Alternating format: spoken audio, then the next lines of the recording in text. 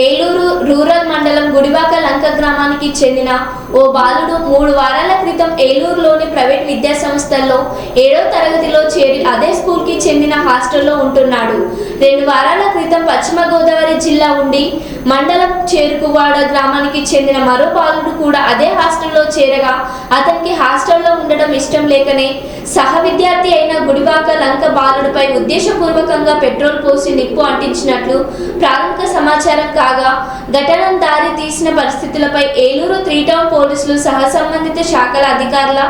ఆధ్వర్యంలో సమగ్ర విచారణ చేస్తున్నారు.